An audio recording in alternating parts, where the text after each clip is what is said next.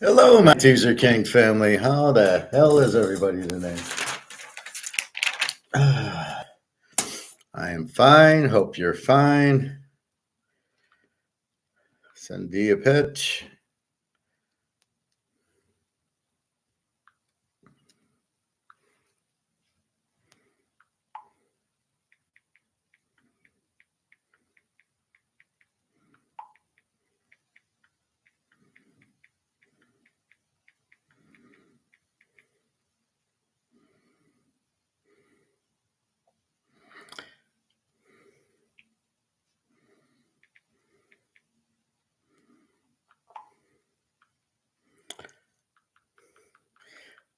So, how is the day going? Asked the professor. Let's see how our gold's doing. I have a nice story, a stoic story from you from the dentist. You'll love this one. Let's look at gold price first. It's been up and down, but I think we're out of problems. Silver's 27.21, gold's 23.19. So we're really, our bottom range today is 23.13. So we're kind of out of that 23 up. Now we're 23.13. We've been to 23.35. Dropping low. I don't know how it's dropping. It's just derivatives. It used to be a 10 o'clock derivative, which is now an 11 o'clock derivative, but then it keeps kind of coming bits and pieces. I don't even know if it can go up that much because the hey, Gregor John, because how much more gold is there to buy? I mean, there's only so much gold. And if they're doing these derivatives where they're saying, I'm selling 100,000 ounces of gold, we can't buy 100,000 ounces. It's not available. We'll have to see what happens, but we got 2 weeks and then we'll see. We'll see our BRICS friends raising the gold price for us. So we're at 23.19 gold, 27.21 silver. So the 10 o'clock drop had a 10 o'clock up and then a 11 o'clock drop, a little bit more. Gregor John, did you see the Yankees manager get booted by the umpire and the fan was yelling at the ump and the manager got booted? It was by the ump and the manager got booted. No, I didn't see that, Gregor John. I don't watch much of that. So that's where gold's at. Let's look at baseball. Let's see, how do we do yesterday? I know I missed my first 10 unit one. I don't know what it is, though. Let's see. So yesterday, Boston, Cleveland, we have Boston to win, Cleveland wins. Our 169 pitcher against the 409 pitcher, and we gave up 4 runs, and the 409 pitcher gave up 1, so we lose. Philly under 8.5, we lose. It goes to 9. Jesus Christ, just terrible luck. Pittsburgh over 8.5 plays a 2-1 game. Wow. Okay. LA, we win. LA under 10, we win. There we go. A double winner. Detroit 4-2. I have Tampa Bay over 8. It doesn't get Detroit. I don't think you can play over. They don't score. They have a pretty good, but they're an under team. I played it over because the pitcher on Tampa had a 6.75 ERA. Detroit scored 4. And Detroit's pitcher was pretty bad, but Tampa only got 2. All right. Yankees 4-3 against Oakland. That's my 10 star, and it wins. I have Oakland under 8, and it's a 4-3 is a 7. Stroman against Blackburn, and it's a winner. First, I thought I had Oakland, but now I'm realizing it was Oakland under 8. So we hit the 10 star, Oakland. Let's see if we hit Atlanta. No. Atlanta over 8.5, and they win 5-0. Max Fried throws a shutout with his 5 ERA, and Trevor Rogers. So we have a 5 ERA and a 4 ERA. We go over 8.5, and Miami does get shut out by the pitcher with the 6 ERA. All right.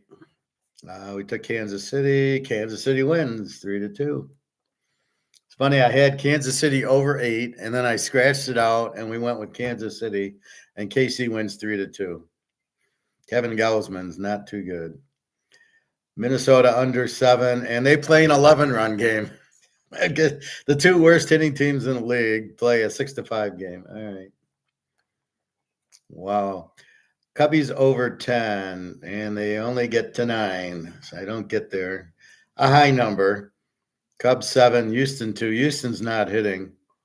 I think it's just bet against Houston. Arizona, there's a winner. Arizona over 8.5, 14-1. They beat the Cardinals.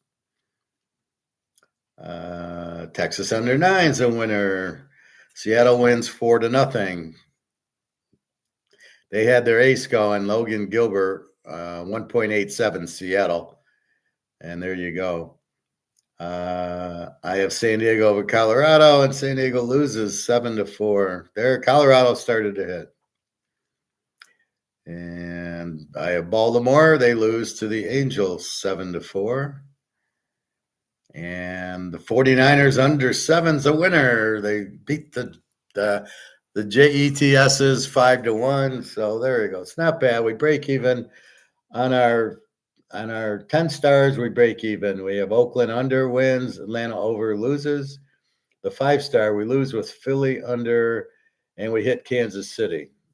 So we go 2-2 on our bets, and the rest is, again, we're feeling it out, and that's all we can do. Let's look at today's mess. Now, I haven't heard about my jobs, but then I was thinking these are permanent jobs. I probably won't hear for at least 2 weeks or so. I remember permanent jobs, they really dick around, and because when it's contract, it's a PO. They can just cut the PO.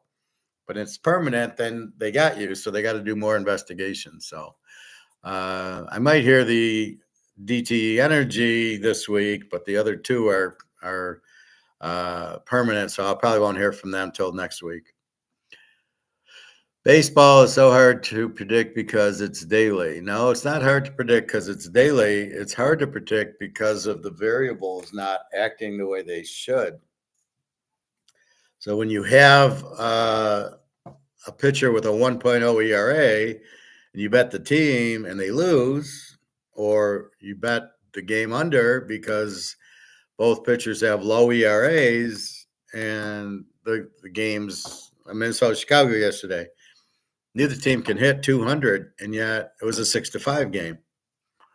So it happens. It's just a matter of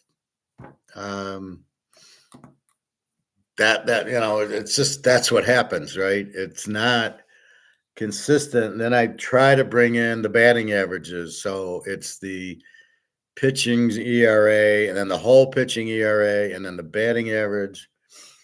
And you're trying to figure out what variables are consistent. When I bet on Mahomes in the playoffs, he did everything right. He didn't throw an interception. He threw a couple of touchdowns. They won the game. Mahomes won it. Football is easier variables. Not only is it once a week, which helps, but you're not pulling Mahomes. He's your quarterback every game, and you're not pulling him because he threw 30 passes. So that's the difference. Football, we figured out the variables that are important, and we win with them. So we figured out how to get the end result that we're anticipating. Baseball, we haven't figured it out, if there is even a way to figure it out. So you got a team that hits 290, Atlanta, and they get shut out, which you can't figure out, but it's an average. And then it's understanding the pitching. So it's a big pitching thing. Detroit has a lot of good bullpen pitchers who shut you down. So their starters are terrible, but then here come, they give up 3 runs, and then the bullpen shuts you out. Well, how do you look at the starting pitcher's ERA or the bullpen ERA? They can't hit, so they should be an under a lot. So it's a lot of really understanding the variables that work. It's too early to predict them. Yes, I think it's a little early to predict them. Again, we're looking at averages, batting average, ERA, earn run average. So you're dealing a lot of averages. In football, we're looking at Mahomes throws 25 touchdowns and 7 interceptions. We're looking at a defense that gives up 18 points a game. So we're not looking at averages as much. I guess the defense gives up 18 as an average. Mahomes is not an average. He throws so many touchdowns, so many interceptions. But we don't even need that with him. We know what we got. It's the new guys. It's Steve Young on Carolina, and we look and he throws 9 touchdowns and 11 interceptions. So I was reading where he's upset and he's trying to learn for next year. Dude, if you don't know, you don't know. And there's nothing you're going to do to all of a sudden find it. So is it too early? A little bit, but not too much will change. I mean, if Atlanta's hitting 290, they're probably a good hitting team. If Detroit's hitting 210, they probably don't hit. So it's probably already there. Chicago, Minnesota can't hit 200. Now, is there changes? Is there injuries? That affects every sport. And then basically the pitching, where we tend to do better, is betting on Verlander, betting the starting pitcher, and then kind of looking at the bullpen to see if they're any good. So, yes, that's a big part of it. So let's look at today. Maybe to the Giants or Patriots. Stop with that. I don't know. Why would he go to why would he go to the Giants and then the Patriots? He belongs on the Patriots. He'll suck like the other guy who they just let go. What's his name? I don't know. They're lousy quarterback. Mac Jones. He's no better than Mac Jones, Drake May. I think Mac Jones was much better in college. But on New England, he's going to stink because they don't have an offense. And all it was Tom Brady, and he's gone, so they don't have an offense. They don't have a defense. The coach stinks. What are you going to do? So who knows? We'll find out. The draft's tomorrow, and we'll basically we'll analyze it Friday, what they did Thursday. We'll analyze it Sunday, what happened over the weekend. And I'll make my draft video where I'll go each team. And keep in mind, most of the players are not starters. You've got a team, right? So you draft a guy, a linebacker from Utah, from Colorado. Chances are he's not even going to make your team, maybe as a kickoff guy. He ain't the starting linebacker. He's not Jack Lambert. You're not going to find Jack Lambert out there. So most of the players aren't going to make the team. The offensive linemen are a waste of time. Even if they make the team, are they any better than the offensive linemen you have now? And as offensive lineman, your real problem? No, it's your quarterback. It's the quarterback reading the defense. That's your big problem. That you can't do in the draft unless you draft a better quarterback. Okay, so let's look. 424. St. Louis 2, Atlanta, Arizona 1 in the middle of the 7th. When did this game start?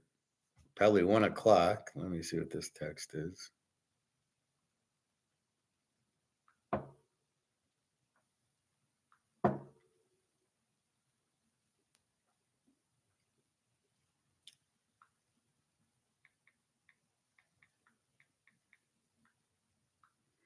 So DTA went with another candidate. And the funny part is I got a DTA position now. I got an email for another DT position. And I was gonna say no, I got one, but uh, just incredible.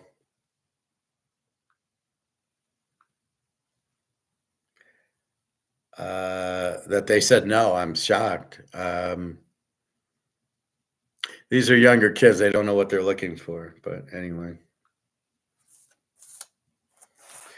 we will see. We'll stay stoic. All we can do is interview as best as we could. Hard to imagine they didn't want me, but it was a low paying job anyway. It wasn't as high as the other two, so we will see. All right. So let's go. We got 3:45, so 45 minutes. The Mets and the 49ers. Mets are 115 favorites, 7.5. Sean Mania for the Mets, 1-1 with the 4-1-2. Ryan Walker for the Niners, 2-2 with the 3-4-6. The Mets. See, this is as of Sunday, so I got to do a new one of these every Sunday. Which is going to be a pain in the ass because this is not a spreadsheet. The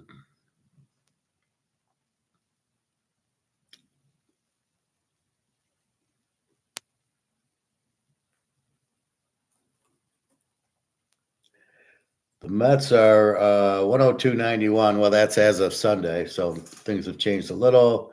I don't even know over under yet. I think it's 2 over. I don't even know what an over is or an under is yet. It's pretty high scoring, a 3.48 ERA, 251. So the Mets should score.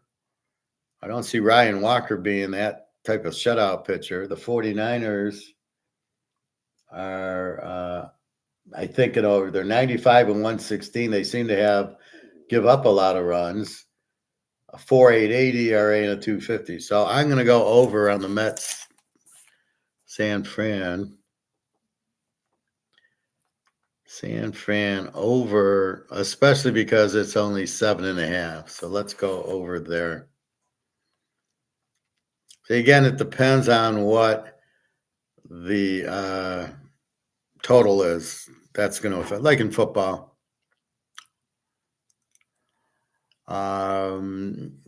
Any of these rookies ready to start? I would say Brock Bowers. The quarterbacks, it's hard to come out starting. I would say none of them are ready to start, not for at least 5-6 games. Anyone that starts right away is not ready. It's a whole different game. It's a whole different speed. It's like going to a new job or, dating a new girl or anything like that. You've got to get used to it. You got to get comfortable. And so Brock Bowers may be the only one. That would be about it. Most of these players that's why they need the preseason game to get comfortable, and to not have that is it's really a joke.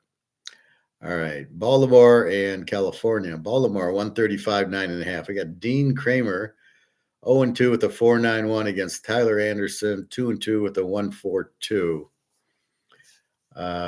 Tyler Anderson, 2-2 with a 1.42 looks good.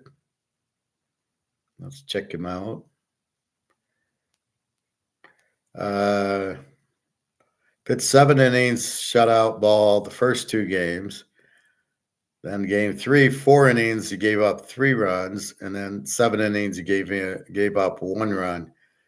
So yeah, he's pretty consistent. And this is against Baltimore, is a good hitting team. Oh, the guy's from Las Vegas, so he's going to win. Baltimore is a 135 favorite. So I like California here. Hard to go with a 142 pitcher over, but then you got a 491 pitcher, so that makes it now on average. LA should win about 7-2 here, or 6-2. Baltimore shouldn't score a lot here with Anderson. Now let's look at their bullpen. California's is a 4.41, so it's a pretty bad bullpen. So Baltimore should be able to hit it. And that's where we're getting the 9.5 over under. And Baltimore, 3.93 ERA and a 2.63 batting average.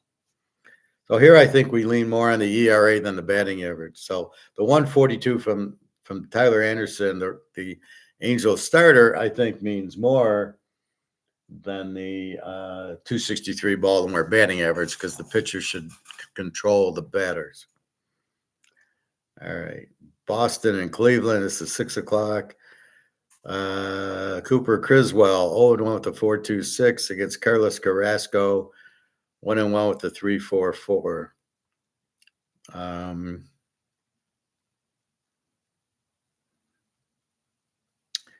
Let's see. Cleveland with the 140. So both pitchers are pretty bad. Well, they're fours, over under 7.5. Boston hits 228. They're not hitting very well with the 252. So Boston's pretty much an under team. Cleveland, 303 ERA, 259 batting average. Cleveland's a pretty good team here. Cleveland's favored.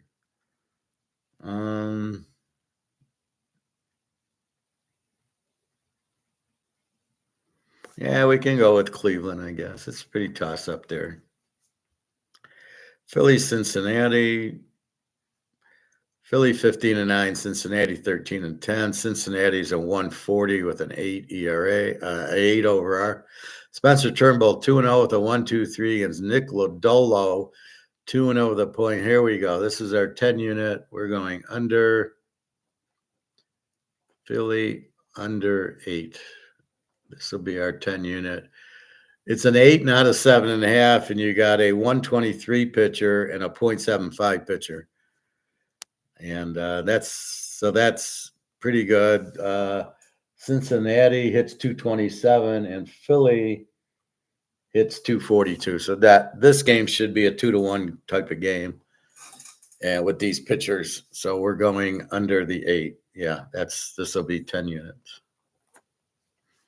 That's our big play of the day. Milwaukee, Pittsburgh. Milwaukee 130, 8.5.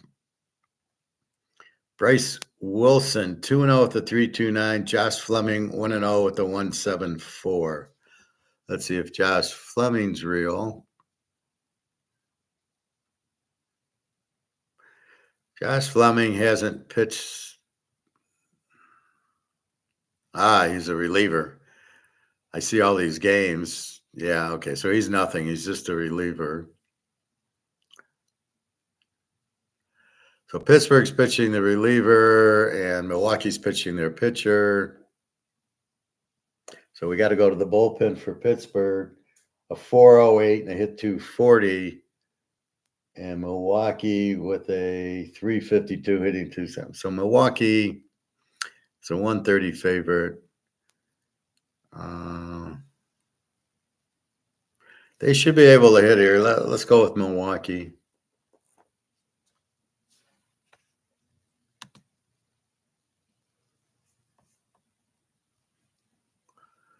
The Dodgers and Washington. The Dodgers are 175 favorites. They're always big favorites. 9.5. Landon Kanak, 0-1 with a 3.60 against Jake Irvin, 1-1 with a 3.13. Landon Kanak.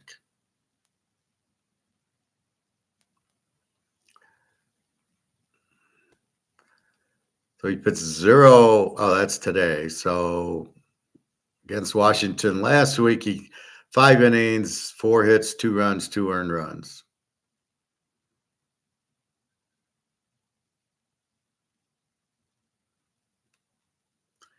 This is LA's pitcher. So he gave up 2 runs and 5 innings. So he's good for 5 innings. So we got to go to the bullpen. A 4.13. Washington is 4.16 and a 2.33.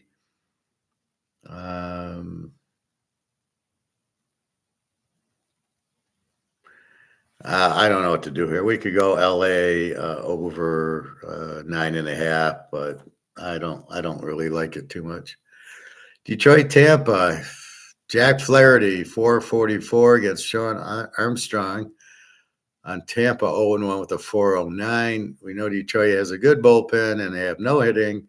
And Tampa Bay is 4.32 ERA and hits 250. So Jack Flaherty, who the hell is this guy? So he's pitched 6 innings 4 times, gave up 1 run, 6 runs, 3 runs, 2 runs. So he gives up runs. He used to pitch for St. Louis. Been pitching for a while. And his ERA's in the 4s. He had 1 good year, but the last 5 years was 4.4, 4.4, 6.7, 4.2, 3.2. All right. So what do we do with these guys? So they should score. See, it's hard because they should score. If I play under, it'll go over. If I play over, it'll go under. So I'm not going to play this game. I don't know how to figure out Detroit. They don't score, and then they give up some runs, and it goes over. I mean, talk about a fixed team, this one. Oakland and the Yankees, we hit the big under on it yesterday. Let's see. We got the Yankees as a 250 favorite. Joe Boyle for Oakland, 1-3, 7.23 against Clark Schmidt, 1-0 with a 3.15. Interesting. So we see a lot of runs, but do they score? The Yankees, a 2.37 average with an ERA of 2.99, and Oakland with a 4.18 ERA, and that includes the guy yesterday was there like a 1.2 ERA and a 2.07. So Oakland. So really, you would think New York would win. Yeah, we got to go New York, although it's a big number. New York Yanks, because it's a 250 number. But this pitcher's terrible, so they should score. So if you are comfortable, go over with it. But I like the Yankees are the better play, except for the 250 line. Doesn't really help you. All right, Miami and Atlanta. Atlanta is a 250 favorite, and Atlanta won yesterday, I believe. Miami's 6-19, Atlanta's 16-6. So right there, you're looking at why it's 250. Cisco Sanchez for Miami, 0-1 with a 6.14 against Ronaldo Lopez, 2-0 with it. Okay, so this is an obvious Atlanta. It's tough because it's a 250. So we'll make this a 5-unit play, Atlanta. Toronto, KC. Toronto 13-11, KC 14-10. Toronto's a 135, 8.5. Yariel Rodriguez for Toronto, 0-0 with a 2.35. Alec Marsh, 3-0 with a 3.22.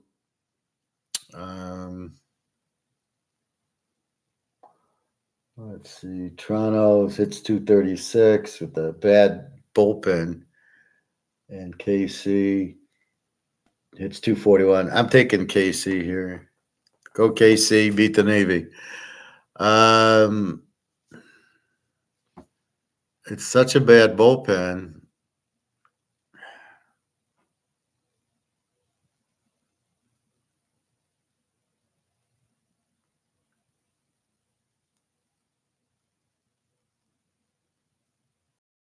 So this guy in 2 games pitched 3 innings, pitched 4 innings, and gave up 1 run. So this guy goes a few innings, and then you get to Toronto's bullpen, which is a 441.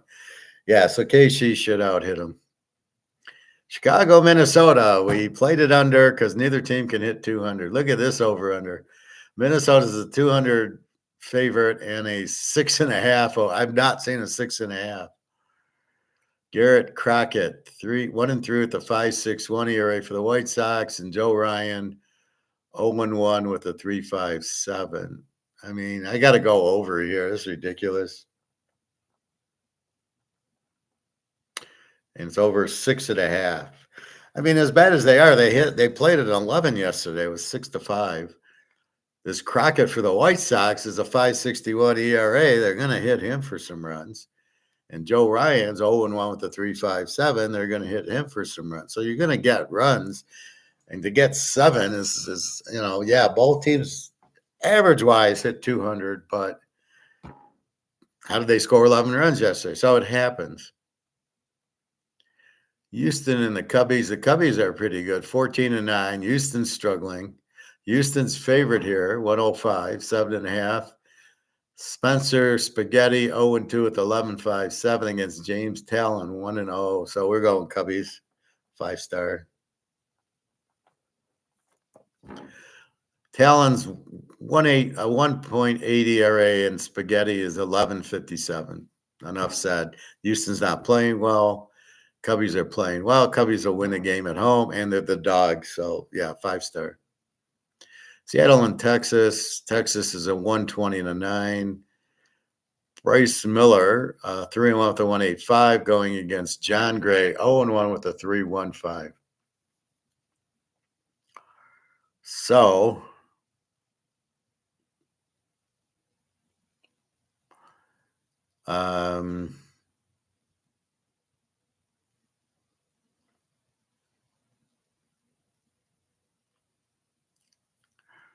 let's see. Bryce Miller, 3-1 with a, oh, okay.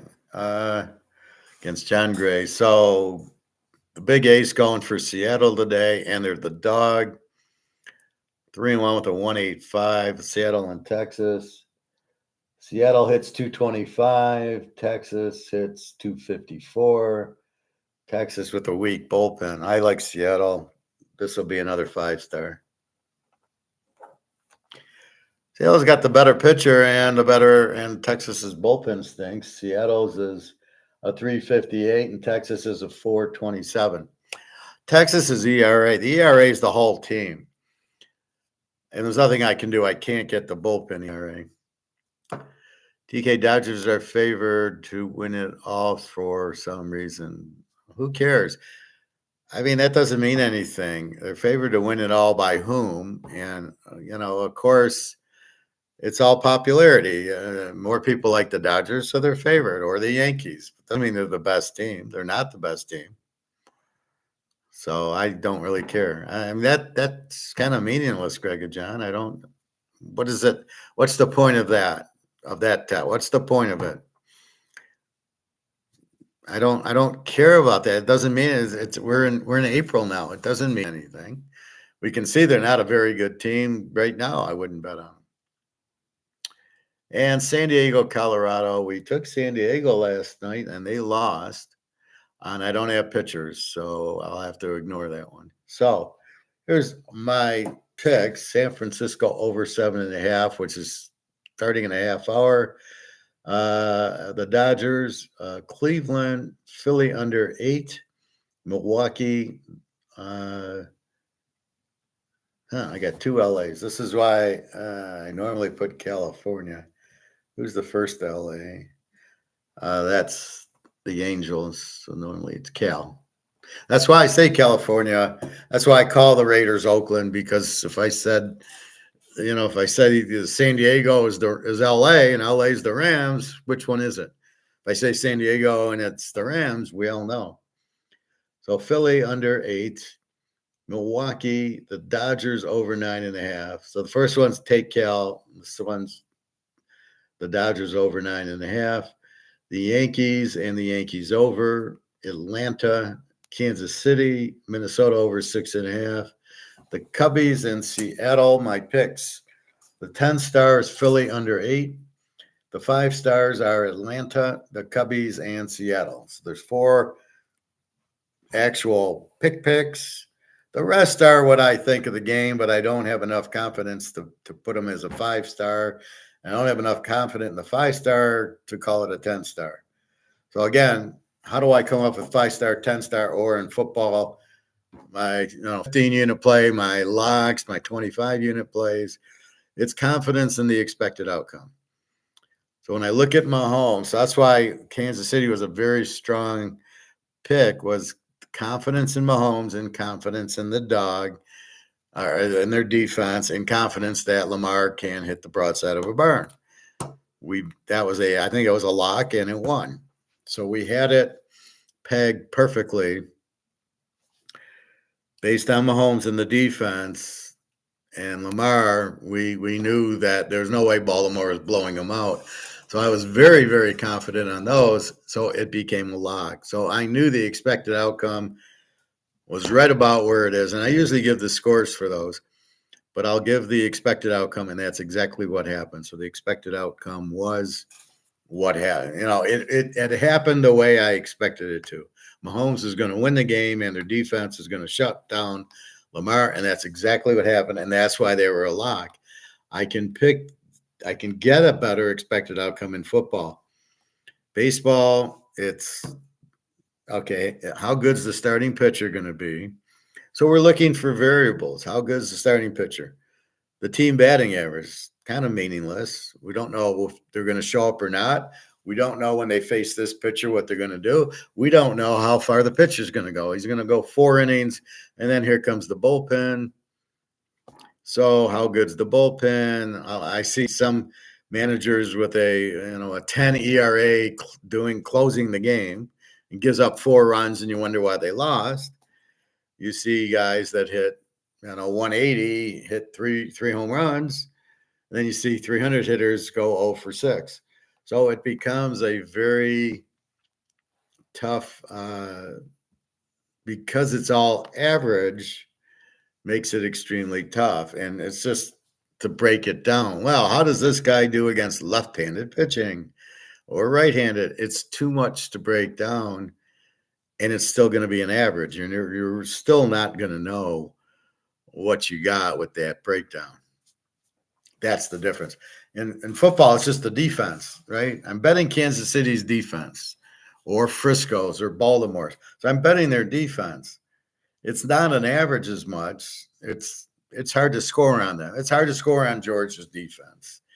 Iowa State, Utah, UCLA, very good defenses, very hard to score on.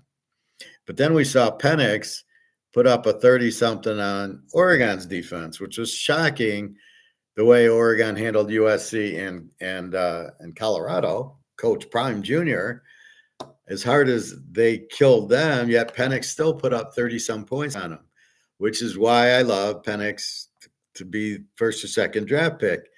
He did that against a very strong defense in Oregon. That's the point. Drake May didn't do shit against tough defenses like Duke and Clemson, North Carolina State. He did it against weak teams, if at all. I mean, I don't know. Caleb didn't do anything against really strong defenses. So it's really, watch the USC UCLA on YouTube, the 20-minute version. He's terrible. He gets sacked all the time. You can't read that. What do you think he's gonna walk into where? With the Bears? Famous offense of the Bears, and do what? The Bears don't have a good offensive coordinator. He's going to do nothing. He's not ready. He shouldn't even play this year. At least 8 or 9 games. There's no way playing at USC and getting killed by Utah and UCLA is this guy ready for the NFL. I mean, give me a break. And they'll start him, and he'll look like shit. There's no way he comes out. Peyton Manning sucked his first year. Montana sucked their first year. They need time. Even Brady, he didn't light it up his first year that much. So you've got even in the Super Bowl when they beat the Rams, they didn't trust Brady. John Madden saying, I would just punt the ball and play for overtime. He didn't know who Brady was. Brady didn't know who Brady was. So I don't know what happened to him. He was not that good in college. And it's very unusual for a player that's not that good in college to then be good in the pros. Especially with the receivers he had and the running backs he had. I mean, it was a very shitty offense that he played with at New England, except for the 1 year he had Randy Moss. He broke all the records. All right. They say Michael Penix is coming.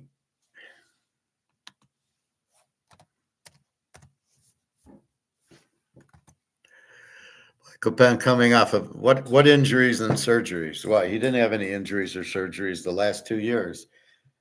He got injured at Indiana like 3 or 4 years ago, but Did we not see him against Oregon twice? Did we not see him beat Texas and then play Michigan? Did he have injuries in that game? I'm not aware of. He's had injuries. Which quarterback hasn't? How about Bo Nix? He hasn't got the injuries. How about Daniels? He hasn't. I don't recall any. I think he got injured against Alabama. Oh, so we're going there? J.J. McCarthy didn't even play his first couple of years. Drake May, we didn't even know who he was, so we don't even know he could have been injured also. Since when does that matter? This is football. Everybody's injured. Lamar, he had an injury a couple of years ago, and Joe Burrow got injured last year. Mahomes hurt his ankle about 3 years ago. Yeah, you know what? Anybody with an injury, forget it. And that's just stupidity. Penix was fine the last 2 years. He looked like a superstar last year. What the fuck are they talking about? I don't know how they mention his injuries now. Because they don't know what they're talking about. Why is Drake May even included in the draft in the first place is beyond me. A first round pick? No way. A top 5 pick? Well, that team is going to be in big trouble because they're going to suck for the next 2-3 years with Drake May. It's Trey Lance, it's Fields, it's Richardson, it's CJ Stroud, it's this Steve Young. Same path. It's Trubisky. Where do they come up with it? The Bears trade up for Fields. They trade up for Trubisky. San Francisco trades up for Trey Lance. They're out of their fucking minds. Okay, I am probably one of the top 5 college football analysts in the world. There is no way you should be drafting these guys. Where you drafted? They should not have taken Trey Lance. They should not have never taken Fields. Trubisky, are you kidding? Thurston Howell III on Washington. What the fuck are you thinking? Brock Purdy, I'd say you got the best quarterback in the class and Brock Purdy with the last pick. Brilliant pick. Why would you waste your top picks on these dog quarterbacks? There's no way in hell Drake May is ever going to do anything in the pros. The only reason they'll start is because they draft him so high. They have to. It's like Daniel Jones on the Giants. What the hell were you thinking drafting that guy? He sucked at Duke. You drafted him because he went to the Peyton Manning camp. So Peyton Manning said he looked good in camp. And so they drafted him. Yeah, he's really turned out nicely. Mac Jones, another one you're scratching your head with. What the fuck are you doing? They're taking guys I don't understand that are not good, that aren't good in college. All right, your best 5 quarterbacks for this draft tomorrow: Penix, Bo Nix, Daniels, Hartman, and the guy from Tulane. Those are your top 5. In an honest look of who I would draft if I had a team, it would be one of those 5. It would probably be Penix and Daniels 1, 2. Caleb would never be drafted by me, nor would J.J. McCarthy, Drake May, Spencer Rattler. I wouldn't even offer him. What are you thinking, fellas? J.J. McCarthy handed the ball off the whole second half against Penn State, did nothing against Ohio State, did nothing against Alabama. All Michigan did was run the ball. What is appealing about J.J. Oh, they won the national title. Well, great, but all they did was run. How many times did Alabama win the national title with these dog quarterbacks that never did anything? Even the Notre Dame quarterbacks who were decent never did anything except for Joe Theismann and Joe Montana. And Joe Montana, you knew the way he played that he'd be a star. That was never – he was a winner. I don't see Drake May or Caleb as winners. In fact, I'd be drafting the defensive lineman at UCLA ahead of these guys. The best player in the draft is Brock Bowers, period. The best running back in the draft is not in the draft. The kid from Oklahoma State, the kid from Missouri, Those are two stud running backs, but I don't think they're in the draft. These receivers, you've got to be an idiot to take them in the first round. Marvin Harrison, they're not playing Indiana and Illinois. Okay, let's get that straight. He'll actually be covered by a professional cornerback. He ain't going to do shit. You're better off with a kid from Tennessee or something in the third round. All these linemen, you're better off third, fourth, fifth round. Get your stars now. Get your running back, get your quarterback, get a tight end, get a stud defensive lineman or linebacker in the first 4 rounds. Then it's lineman if you need in the later rounds. You do not need a lineman in the first round. It's incredibly stupid. I can differentiate Penix from Drake May and say Penix is 20 times better. I can't do that with 2 offensive linemen. This Notre Dame guy, all from an Ohio State guy, whoever, or a Michigan guy. You can't tell me there's a difference. And if the Ohio State and Michigan starters are in the 3rd or 4th round, why would I waste my pick on this Notre Dame guy? He's no way he's better than the Ohio State and the Michigan State and the Michigan offensive lineman. Not a chance. Who do you think plays on the line for Michigan and Ohio State? So, Michigan could run it down your throat. I'm not sold on Michigan's running backs because they've never done anything in the pros since little Jamie Morris in the 80s. So again, I don't understand it. Are they trying to please their fans over trying to win? Like in that movie with the guy from 3,000 Miles from Graceland, Kevin Costner. Are they like, well, your fans are going to hang you if you don't take the quarterback, Bo James or whatever? And, is that what they're doing? They're trying to please the fans by drafting Drake May, Washington, when you got Thurston Howell III.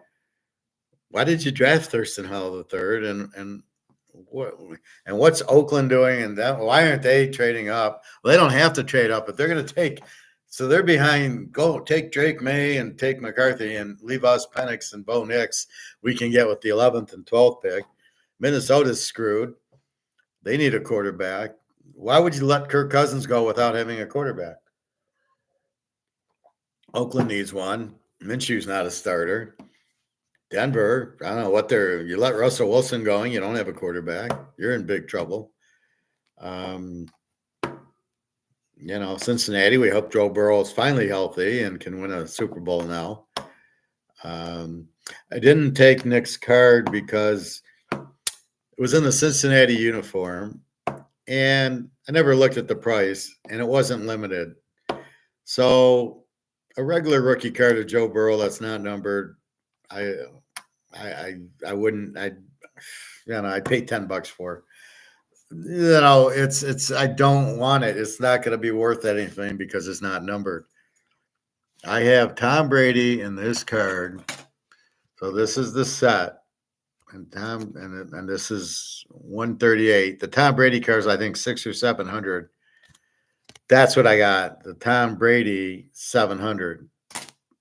The Mahomes 50. You got to get the limited cards, so to get one that's not numbered is not my cup of tea. It's not worth the money on it. I'd rather buy silver.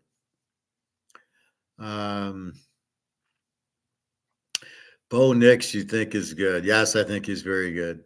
Did you not watch Oregon the last 2 years? Again, how are these quarterbacks going to do a terrible team? Yeah, Denver and Oakland need stupid thing. Oakland need a star quarterback to compete against KC. No, they don't need that. They need the defense, like a Justin Herbert. Again, San Diego's got more talent than Kansas City. They've had a horrible coach. Now Harbaugh comes in. I don't know what he's doing. He's letting the receivers go for nothing for the salary cap, and now he's if he doesn't draft Brock Bowers, he should be fired. He doesn't know what he's doing. But yeah, Denver and Oakland need quarterbacks. They don't necessarily need a star. But I think Penix and Bo Nix would make both those teams playoff teams. How are the quarterback? Well, look what Steve Young did last year for Carolina. He sucked. Was it because Carolina sucked? No, because he sucks. C.J. Stroud, ran around a lot, did okay. Houston's mostly blinded because they've had such bad teams. And Stroud comes in and can complete a pass. They're all excited. It's like, no. And then Richardson for Indy, he sucked. And then he got hurt after 3 games. How's he going to play this year? And he doesn't know the slide. He wants to run into people, just like Josh Allen does. I think Lamar is finally learning the slide, but Josh Allen hasn't learned it yet. Wait till he fucks himself up pretty good. But Buffalo's on their way down. He's not the answer. They wasted a number 2 pick on him. So I don't see that. I do see Minnesota. You have Jefferson. What are you fucking doing? Give him a quarterback or trade him to Cincinnati and let Joe Burrow have him. And if that's what you're going to do, you got to be kidding. So, the biggest teams that need a quarterback are the Bears and Minnesota and Oakland and Denver. And let's see. Well, Pittsburgh got Russell Wilson. Cleveland needs a quarterback. Baltimore needs a quarterback, but they got Lamar, who's not really a quarterback. Let's see. The Rams have Stenson Benson. The Niners are good. Seattle should get if Penix is on the board when Seattle picks. They have his offensive coordinator the last 2 years. If they don't draft him, because if they think Geno Smith's the answer, they're fucking minds. Arizona's got Kyler Murray, I guess. I don't know. Philly needs a quarterback, but they won't admit it. Dallas needs a quarterback, and they won't admit it. And so do the Giants in Washington. All 4 teams in that division need a quarterback. But if you ask Dallas, we got Dak Prescott. He stinks. He's like Lamar. He's not going to win you anything, and he hasn't. But he kind of looks like he's good. Like Lamar. Lamar's a running back. He's not a quarterback. And the same thing with Jalen Hurts and Dak Prescott. They are not quarterbacks. Just because you play the position. So how did Philadelphia do? Where were they? 10-1, and they finished 10-8 and lost to fucking Tampa Bay by 20 points in a playoff game, and you want to call Hurts good? Dak Prescott barely beat the Lions, which they should. He gets 20 points on a 30-point defense. Brock Purdy put up 34 on him, and then they lose in the playoff game to Green Bay by 35 points. I don't. How many playoff games did Dak win? Did he win one yet? So when the games are on the line, Philly loses, Dallas loses, Baltimore loses, Philadelphia out. That's what you got. Those aren't good quarterbacks. That's why I like Penix and Bo Nix. They are clutch. Penix won 2 fucking, they beat Oregon twice to get into the playoffs, beat Texas badly. Texas was a very good defensive team. Beat them badly, and then Michigan, that was obviously a fixed game. He threw the ball to 2 receivers, and there was holding penalties, which was a joke. And then late in the game, he had the guy wide open, and he kind of turned the wrong way. That should have been a big catch. But the problem was they couldn't really stop the run, and his number 7 running back, I don't think was playing. So that's really what hurt Penix. But they had no problem beating a very good Oregon defense twice. So don't tell me Penix can't play. He's probably the best quarterback in here. And I am really struggling with what injury are we talking about. Looked fucking good last year. He looked good the year before, but fucking last year, I didn't see any injuries. I didn't see him stumble against Michigan or Texas or anything, or Oregon. He looked pretty good against Oregon twice.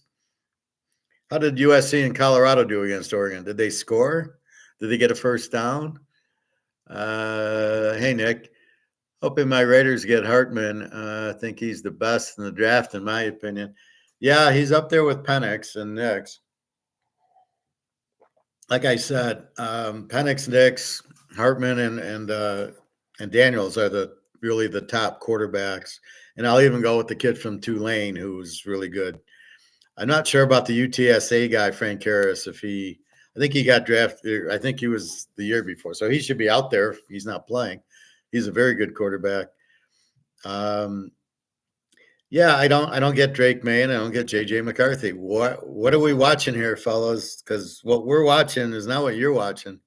They are not good quarterbacks. They are not NFL quarterbacks, and I wouldn't draft them. And yet they're going to go in the first 5 picks, and you're going to go, okay, good. We're going to bet against these 2 teams, whoever, Washington.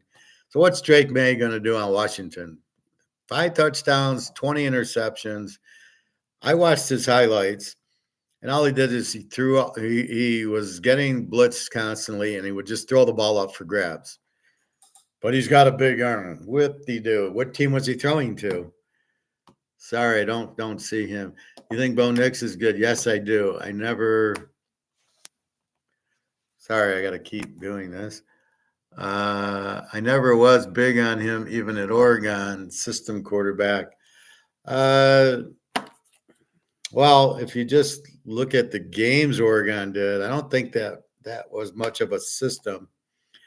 And he'd go like against Washington, he was like 31 out of 32, killed USC, killed Colorado, beat Oregon State, Ooglia Booglia, beat Washington State, which was good. They were a very good team. His only loss were to Washington last year, and Penix lit him up, but he did not. He was 33 out of 34. I mean, system or not, against a good Washington team. I mean, you'll do fine with Bo Nix. I don't think it's like saying Penix has injuries. It's like, yeah, that was 3-4 years ago. Yeah, Bo Nix at Auburn was not good, but at Oregon, did you want to bet against him when he's putting up 44 on Colorado or 45 on USC? Or I didn't check the UCLA score, but he could play. I mean, I don't know what you want. He's definitely better than McCarthy and Drake May and Caleb. I mean, it's not even close. He's much better than those guys. So, yeah, I think he's fine. From what I'm watching, they scored a lot of points. They won a lot of big games. I don't really see the problem there. Going to be funny when Williams goes first overall is a complete bust. Jamarcus, yeah, exactly. Hey, Sanders will be the number 1 quarterback next year.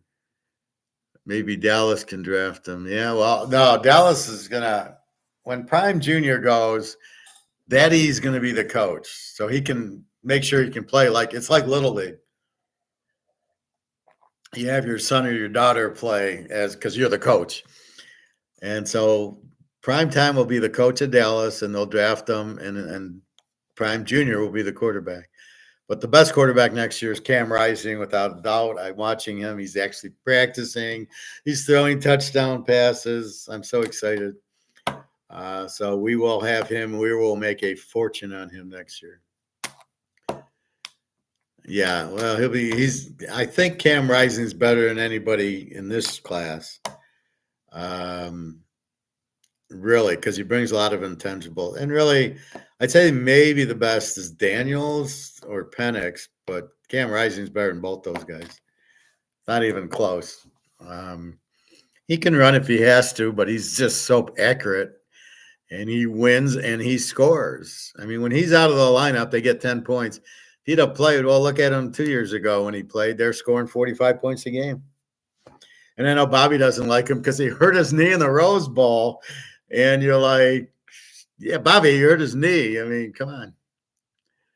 His LA Rams,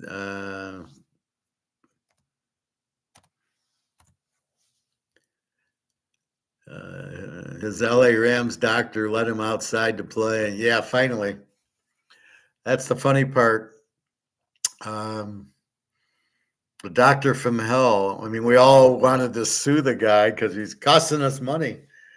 But no, Cam should be good. He had hurt his knee in the USC game, I thought, at the end of the prior year. So maybe this was another injury. But he did get his knee injury. I remember he went for 2 to win the game. We had USC and Utah, and it was a lock over, and it was like 70, and he came from behind, scored, and got the 2-point conversion to win 42-41, and I think he hurt his knee on the play. And anyway, he was always a little bit like, is he going to play? And then that one Friday night game, he didn't play, which we didn't know about till game time. We all got fucked because we bet Cam Rising, and 5 minutes before the game he's playing, and then he doesn't play. I mean, what are you supposed to do? TK, why do you hit the button? Why do I hit what button? Where it says TK, the Teaser King? Because I can't read. I have a heart on my right side of the comments, so I can't read. Like on Nick's, it says doctor let him outside to play. I couldn't read the 2, so I hit the TK. And on some of your comments coming off, I can't see the off, so I hit that so I can read your comment. I don't know how it got here, and I don't know how to get rid of it. I'll work on it. But somebody liked my comment, I guess, and it somehow got here, or I did it. So I'll have to look into taking it off. I could put, I have options, so somehow it's there. I can put a heart, a smiley face, or something. But I don't really know. It's one of these when you're on the computer and you hit a button and something pops up and you don't know how to. What button did I hit to get rid of it? And you really don't know. But that's all I'm doing is so I can read the comment. So really, that's this draft's going to be a joke. No, I will not watch it live. It's in Detroit. I will not go to it. I have no desire. So we will see what happens.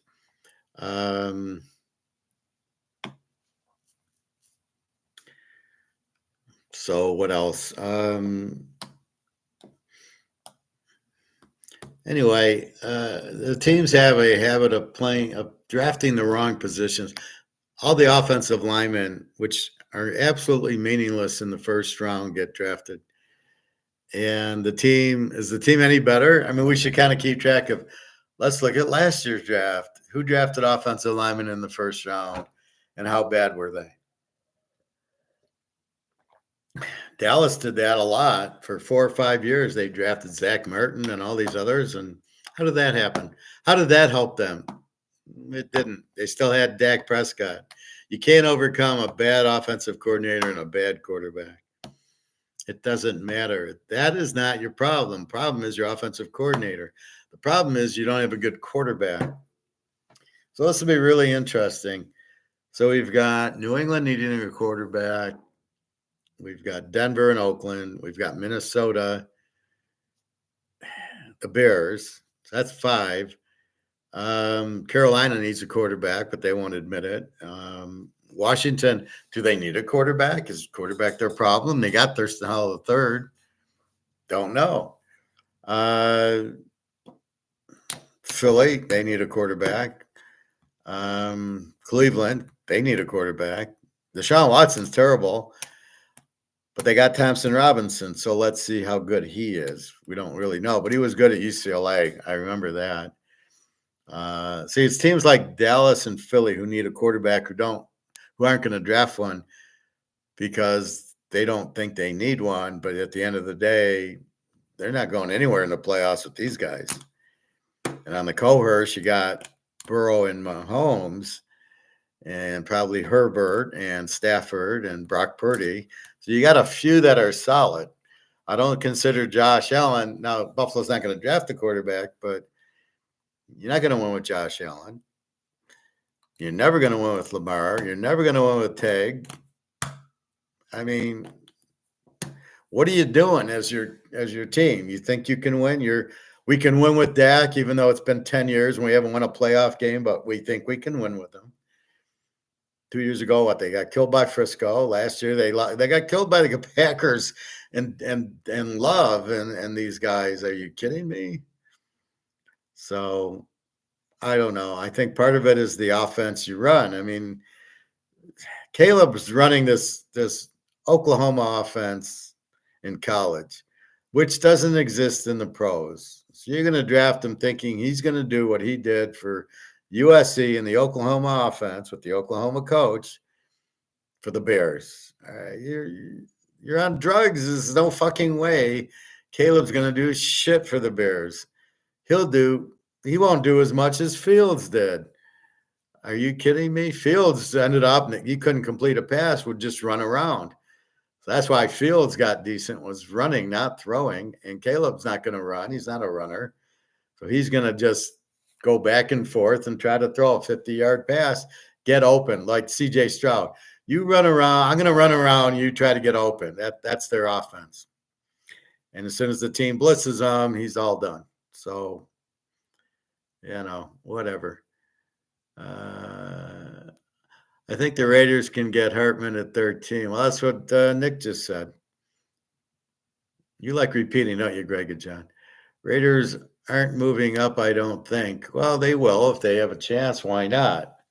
What do they have to offer? They're not going to let go of their defensive star, Matt Crosby. They're not letting him go. He ain't worth letting go for. The problem is you got Minnesota wanting to move up and Oakland and Denver wanting to move up. It's not going to really allow. Well, does Oakland move up? And then is there another team? Atlanta got Kirk Cousins. They think that they've got a quarterback now. No. That's like trading for Dak Prescott, thinking now we got a quarterback. Dallas's smartest thing they could do is trade Dak Prescott and get Jason and get Daniels or Penix. That would be the best move Dallas could do.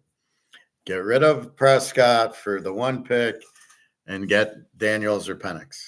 Then you would see Dallas do something in the playoffs. Until then, they ain't going to do shit. And now they got rid of their running back, and I think they added a running back. Are they keeping CeeDee Lamb? I don't know. Now Micah Parsons wants to leave. What the fuck's going on in Dallas? You don't let go of Micah Parsons and CeeDee Lamb. You let go of Prescott. So what are they doing? Getting money so they can sign Prescott? He ain't he's not the solution. He's the problem. So this would be interesting. I don't know. Bears will still suck. They're not going to be any better because they still have a lousy coach. Like the Lions. They still have a terrible defensive coordinator. They're still going to give up 30 points a game. And if they draft an offensive player in the first and second round, they're out of their minds. You have a quarterback and receivers and a running back and offensive line. Why the fuck would you draft offense in the first round? No. God knows you need defensive linemen, you need linebackers and secondary. You need it all. You need it all, baby. And how to draft an offensive guard in the first round, you got to be out of your mind. And I'm so tired of everybody loving this GM. What has he done? Jared Goff, nobody wanted him. He got in the trade for Stafford, which I don't even know if he made that trade. His draft picks have sucked. Jamar Gibbs, yeah, he fumbled in the big game. I don't know. Is he any good? The receiver sucks. That Williams, he gets hurt every time. What the hell was that?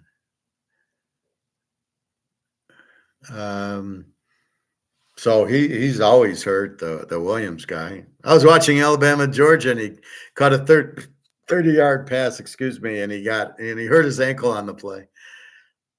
He doesn't know how to play football. He's scared to get hit. He can't catch.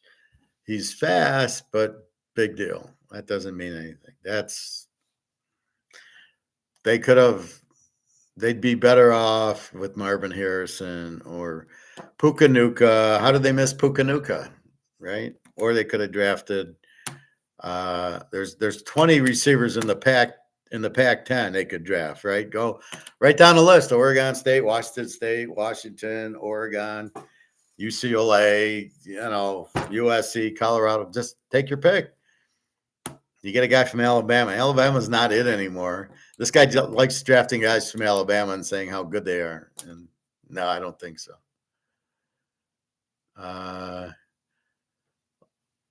Raiders aren't moving. Well, we'll see, Greg or John. We'll know tomorrow.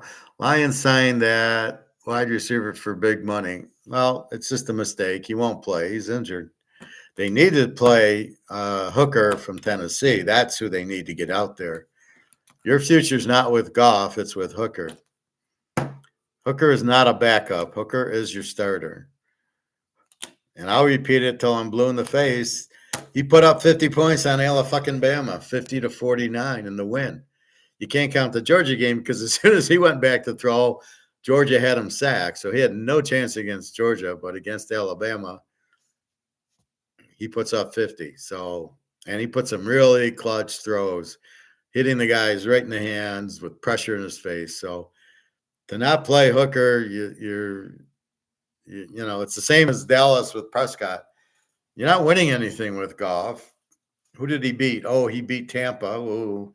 And then beating the Rams was a good win, but he didn't show up in the second half in that game. But okay, where did he go against the Niners? Oh yeah, we got 24 points, and then he disappeared in the second half. He's not a winner. He doesn't win the games for you. He looks good with stats, but he doesn't win the game. Hooker won. He beat Alabama. He beat Bama. I think he beat Kentucky and a few other good games. Florida, I think he beat.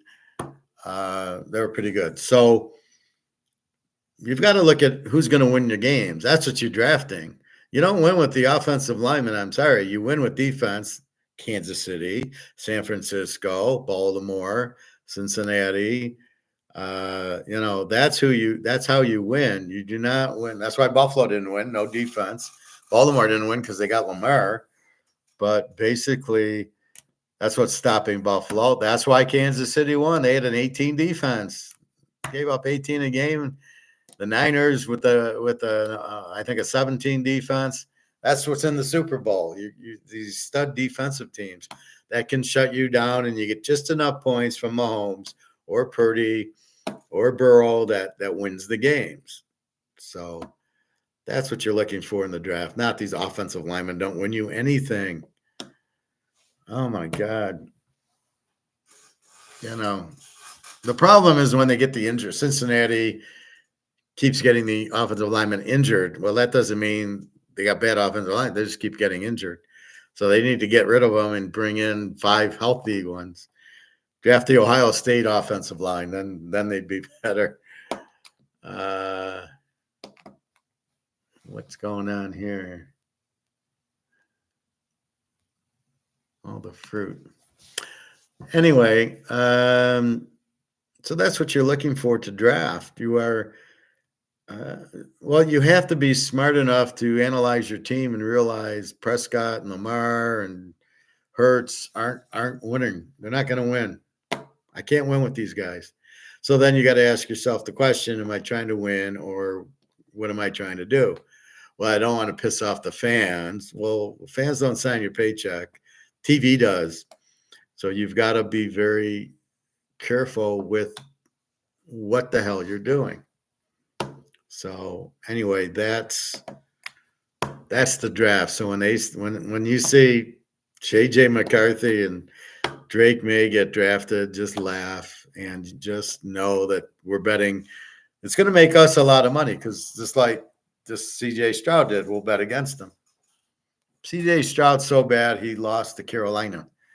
Carolina won 2 games with Steve Young, and Houston went to Carolina and lost 17-14 or something like that. Really, and you're all excited about CJ Stroud. Okay, good for you. Quickly recapping the baseball. Frisco over 7.5. California, Cleveland. Philly under 8 is my 10 unit. That's the big play of the day. Milwaukee, the Dodgers over 9.5. The Yankees over. Atlanta, Kansas City, mini over 6.5.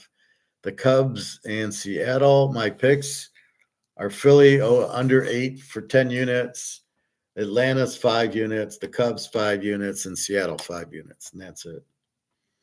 The rest, God knows. I didn't even take Detroit because if I go over, they'll go under. If I go under, they'll go over. If I take them, Tampa wins. If I take Tampa, Detroit wins. I'm just staying away. They're the most inconsistent team. Terrible batting and terrible starting pitching. Good bullpen. Terrible manager. Detroit, their basketball team, did they win 10 games this year? So they suck. The Red Wings suck. Why Yzerman can't do what he did at Tampa is the players aren't available, and he's got a bad coach. It's always coaching. The Lions aren't as good. Watch the Lions this year. This is the litmus test. So this year they got a harder schedule. They'll be lucky to win 6 games. The only reason they won a lot last year is they had a simple schedule, right? And the Packers didn't really figure it out, or the Bears and the Vikings, when they played them, were injured. That's not going to happen this year. Let's hope the Vikings get a good quarterback.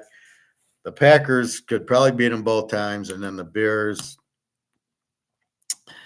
they ain't going to beat them with Caleb, that's for sure. So then we see, but then they got harder. They probably have to play Frisco and Dallas and Buffalo and Baltimore and Cincinnati and Kansas City. So we will see who they play, but in the harder schedule, they're going to lose all the hard games.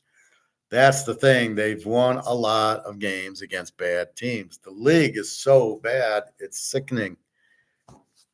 This is the worst NFL I've ever seen in my life, and I've been watching since the 60s. It sucks. I mean, the Lions played Atlanta, Tampa, Carolina, and New Orleans. They all sucked. And then their other, the West, Denver was okay. Oakland was terrible, and they played them. San Diego had no defense and a terrible coach. And Kansas City, they got week 1 when Kelsey and Neil Smith didn't play. And, they won by 1. Oh, but they beat KC. Yeah, okay. Without Kelsey, it's not, yeah, they beat them, but, if they played them in the Super Bowl, they would have lost by 40. Anyway, so that's your baseball. This is your NFL draft.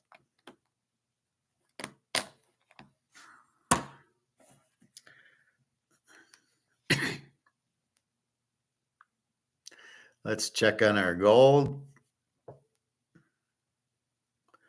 23.19 still. So it's been hanging in the 23.20s, 23.19. At least we're not in the 22s. It held that. It's holding 23.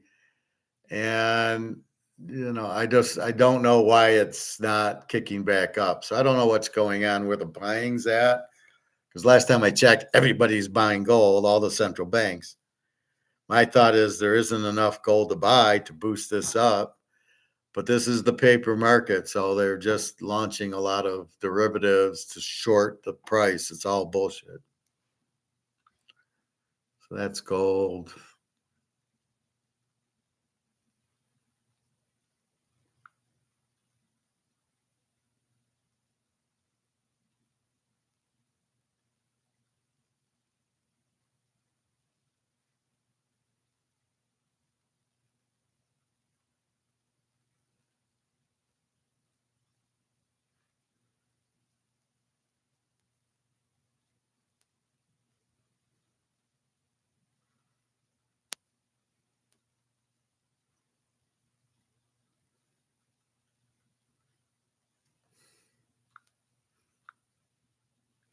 So my stoic experience at the dentist this morning. So my crown popped out eating potato sticks. They're the thin potato chips, but they're called potato sticks. So I'm just throwing them in my mouth and eating, but they're sticks. They're like toothpicks, kind of, but soft. And one got wedged in my crown, and it actually I bit into it, and it actually popped the crown out. So my dentist retired. So Alyssa's dentist, I went to a year ago for a cleaning. And so I go today, and like going to a garage, all I want is for you to glue the crown back on. That's it. That's what I'm wanting you to do. Take the glue, put the crown back on. Well, we can't just do that. We have to do a exam to see if the tooth's okay and we can put it on, which is what the dentist is going to look at when they're putting the crown on. But all I want done is put air in the tire. I don't want an oil change, right?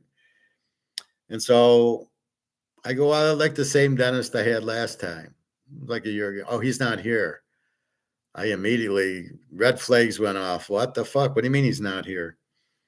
So I'm very uncomfortable right there because I don't trust dentists and doctors unless I kind of know them. And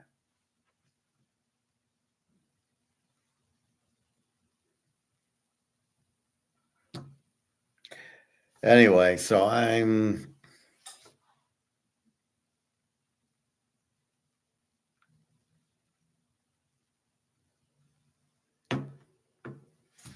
basically starting to like, well, look, can you just glue the crown back on then?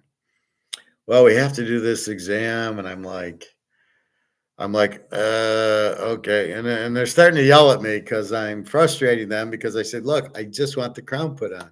Just glue it on.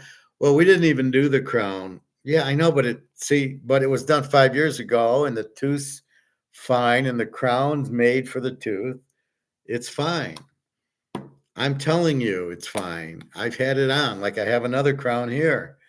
Same thing. My dentist did it. The tooth's fine. The crown fits. If it pops off, just glue it back on. That's all we need to do. So he doesn't do it. And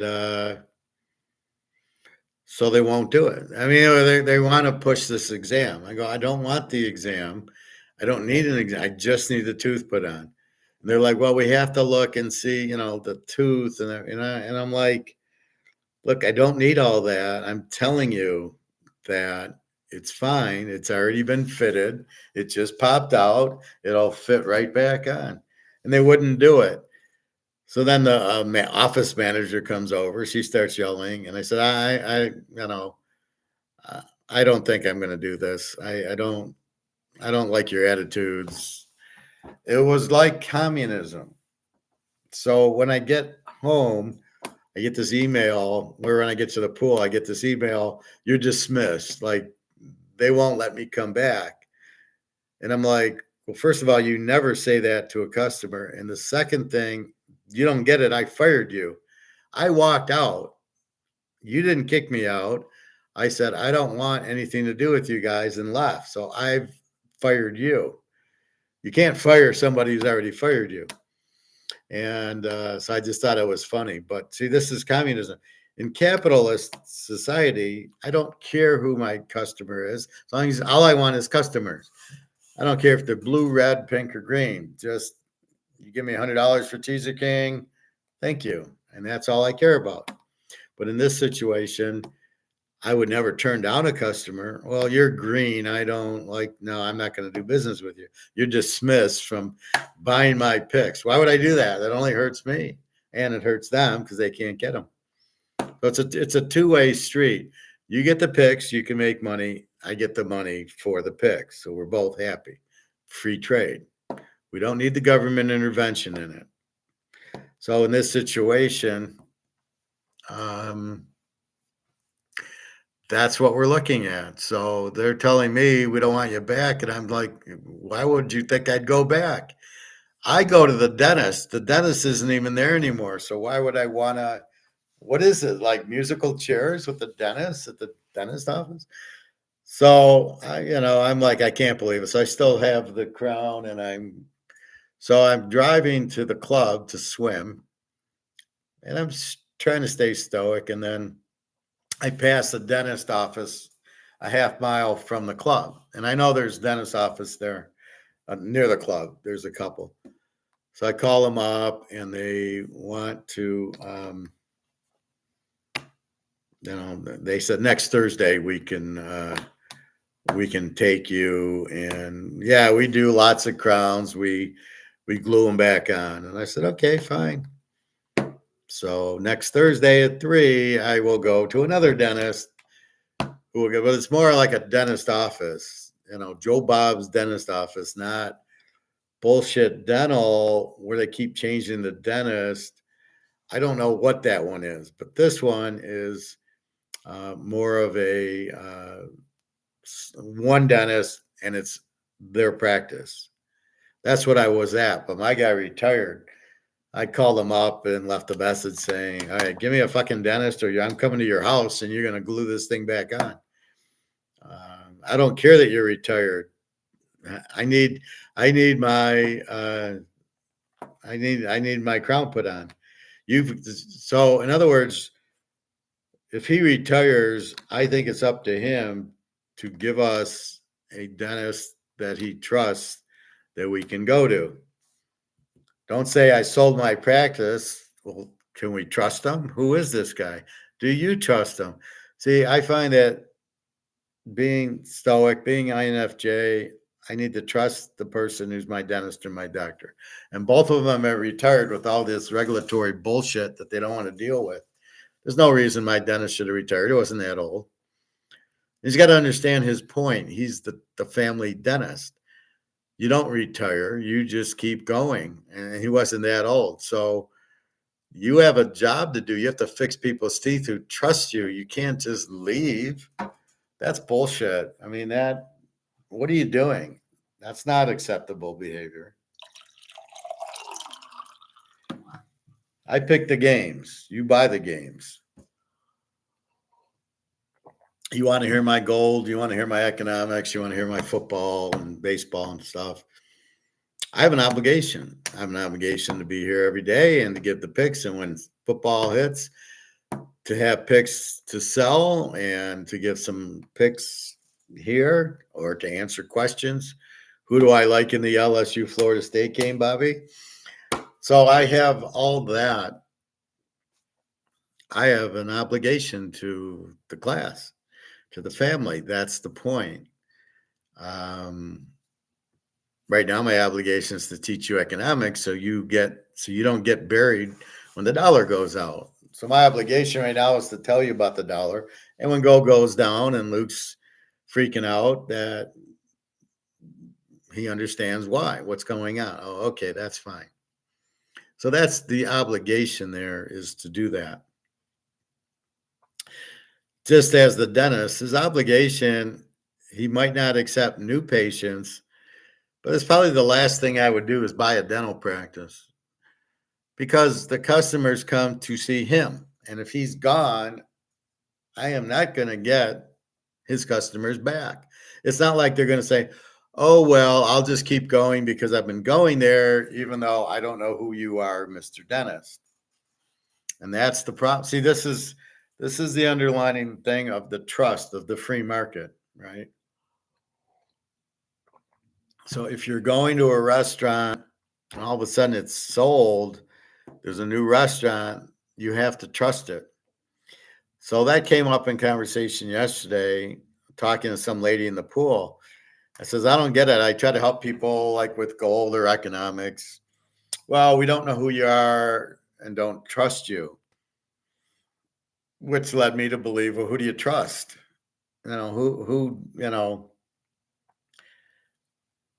You should at least ask me questions and go, why, instead of just dismissing me because you don't know who I am. How many people that are just here start talking about gold? I mean, it's insane. What are you doing? I mean, don't you want to learn about it, or do you already know about it? Then just say I already know about it. So just because you don't know me, how do you make friends? You don't know the person and you become friends with them. Most of the relationships are bad because it's a user mentality. What can I get from the guy? But that's really the point. So be careful with that. So I just was a little bit confused. So the dental, I'll go to one next week. It's fine. I got the crown. Just glue it on. I was watching this on Bobby Orr, and what I got out of it was like a one-on-one interview. Obviously after he's stopped playing, and what he talked about was passion. Like he said, I've never lost the passion for the game. I wanted to play. That's what makes me happy is to play hockey, and I've never lost that passion. And that's what I tell people about their jobs. I was talking to one of the lifeguards the other day. We started talking, and I said, "So, what are you going to do? Where are you going to college or whatever?" And she doesn't know. And I said, "Just follow your passion. Do what you enjoy to do, and you might have to find it by what you don't enjoy. I don't enjoy this, this, and this, so therefore I should go over here." And she's young, so I'm trying to help her out. This is very valuable advice I'm giving you.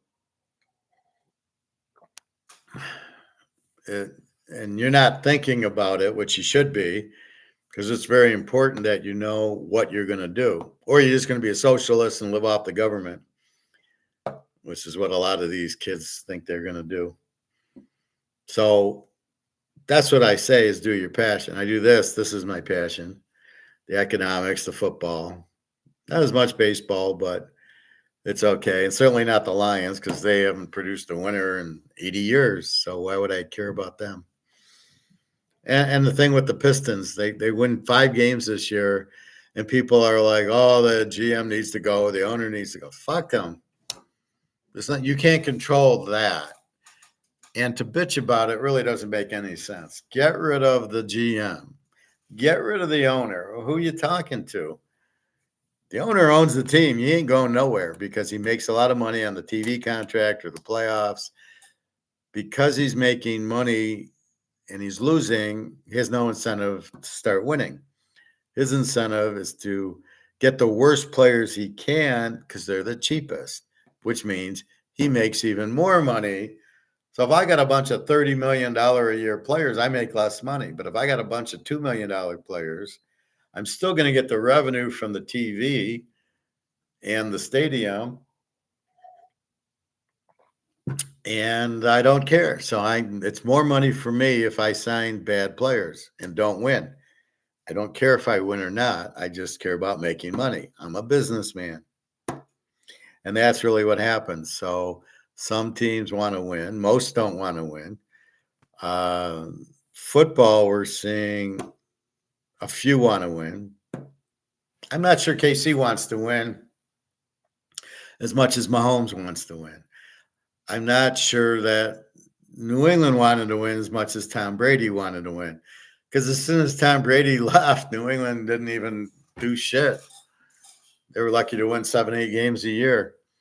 So I think it's the player who's passionate, who loves it, is the one that wants to win. And I think that's really what happens. So that's where we're at with it. So it was all New England won because of Tom Brady, not because of Belichick, not because they wanted to win. Brady wanted to win. That's why I like Tagovailoa. He doesn't show up in big games. Doesn't care. He's not that good. A lot of these guys aren't that good, and why are they drafting Drake May? I don't know. Is there a big thing in Washington to draft Drake May, or for the Giants to draft JJ McCarthy? Really? I would think it'd be more in Detroit, but we don't care about JJ McCarthy. He's terrible. I'm really turned off by Michigan I always loved Michigan with Bo and everything. He was really passionate about it. This year, I did not get into it. I'm really turned off by Michigan. A, they cheated. B, they had the easiest schedule in the history of life. They barely beat Ohio State on a bad call on an interception. And then they should have lost to Alabama, but Milrose fumbles midway in the fourth quarter when Alabama's leading. He doesn't fumble, and Alabama goes down and wins the game. Michigan against Washington was a joke. It was fixed, so I couldn't even watch that. So I can't get behind Michigan between cheating and as bad as getting the help in the game against Washington and the whole their whole style running the ball like they do, and then the quarterback just sucks. So I really don't know what. I have no passion for Michigan anymore. I never liked Michigan State. Ohio State, terrible quarterback. So my passion was more Oregon, Washington. That's why people say, "Who's your favorite team?" And I'm like, well, it depends what the passion is. I go after the big players. So probably next year to be Utah will be our go-to team to make our big bets. Will be Utah, Georgia, always. Alabama will be an interesting thing, but I do like their coach. Although I can't believe the Seattle Seahawks didn't take the coach. They took his assistant. It makes no sense. So it'll be interesting, but that's what we see. So you want to do things you're passionate about. So I'm passionate about the finance. I'm more passionate about teaching and the football, somehow to do that. Anyway, you're happier in life. That's why the marriages don't work, because it's hard to get passionate about a girl and stay passionate about the girl, and not see another girl and then get passionate about her. So it gets, because there's always better fits. So you meet one girl and she's a good fit, and then there's another girl who's a better fit, who you're more passionate about, but you're already married. That's how the divorce happens. Okay, honey, I'm working late. I'm seeing the other girl, and that's the problem with it. So it's really tricky relationships and marriage. Lobbyists own the government. Own the government is ruled and fixed. Don't you think the president gets a kickback? Oh, the president's controlled, especially Biden. He's controlled by the Chinese. Everything he does is what the Chinese want him to do. The lobbyist is illegal and a problem. So if somebody comes with $1 million and hands it to you, are you not going to listen to him? I think you probably will. So I think that's part of the problem. Why they're allowed to give these guys money and corrupt the process is not good. And believe me, it goes all the way up to the president. They're all bought and stole. If you ever watch 24, I was watching day 5 the other day, and it was so perfect. It was like Biden in the White House. Who's this loser? I did it for the good of the country. I killed all these people for the good of the country. It's a fucking joke, but it's not. It's just wrong. I mean, it's stupid. But that's what we're stuck with. It's a terrible. Capitalism's an excellent system. It's the only one that works, because the communism and socialism don't work. Fascism, the government controls everything, and it can't work. It's got to be free market. It's got to be us being the market. It's the only way it works. And you got to have money backed by gold, or the money will be worthless. The people in charge will print it and print it and print it because they're greedy, and then ends up killing the money. And this happened every time.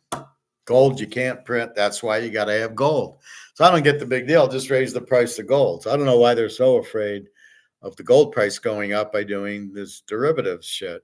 Like, it's not. It doesn't even make sense. Gold goes up $100, and then it goes down 70. Nobody's selling it. So let's get into why nobody sells gold. Why nobody profit takes gold, not sells it. Profit takes. So let's say you bought gold at 2,000. You bought 100 ounces. So it's 100 times, it's 5 zeros. So that's 100 times 2,000 with 5 zeros is $200,000. And now it's up to 2,400. How are you profit taking? So you made money. Okay, so let's carry it forward. Did you sell your gold? Is that why Comex went down? Because Howard went to the corner and sold his 100 ounces? No. What I do at the coin store isn't even registered here on Comex. It's whoever buys and sells from Comex, which I'm still trying to figure out. I know Comex does the derivative, the banks, the bullion. I think it's bullion banks buying and selling, maybe, or the central banks buying and selling, maybe. We know none of the central banks are selling gold. They're all buying it because the problem is if you sell your gold, you get back on the Titanic. So there's no way in hell you're selling your gold to get back on the Titanic. So let's say you do. All right. So my gold went from 2,000 to 2,400. I made $400 on 100 ounces. Not a lot, but okay. Now what? Okay, I sold it. I got the money. Now what do I do? Well, wait a minute. I don't want the money. That's the whole point of the gold, is to get out of the money because it's worthless. So I get out of the money and I got to go back to gold. But there's that $100 premium on gold. So now gold's at 23.20. It's going to cost me 24.20 to buy the 100 ounces of gold that I sold for 2,400. Because I can't stay in the dollar, I did not profit take. That makes absolutely no sense. Why would I profit take? So don't tell me there was profit taking, because that was not true. None of the central banks were selling their gold. Russia and China are not selling any gold. They're buying, buying, buying. Nobody's selling. Here's the way it works in stocks. So I own Coca-Cola and I bought it at 20 and it goes to 40. So I bought 100 shares at 20, it's $2,000. Goes up to 40, I sell it. I get $4,000. Okay, good. I made $2,000. But what am I going to do with the money now? Well, I'm going to profit take. So I take my profit, but now what do I do with my money? Oh, well, we'll wait for coal to go back, or Coca-Cola to go back to 20, and I'll buy it again. What if it doesn't go back there? What if it goes up to 50? What if it goes to 30 and then goes up? What if the dollar goes out before you can buy it? So at best case, let's say it goes to 30, then you buy it again. So it costs you more to buy it. You made your profit, but it's in dollars, so it's worthless. So then you bought more stock, but you're not paying a premium. Let's just say it goes back to 20 to keep it easy.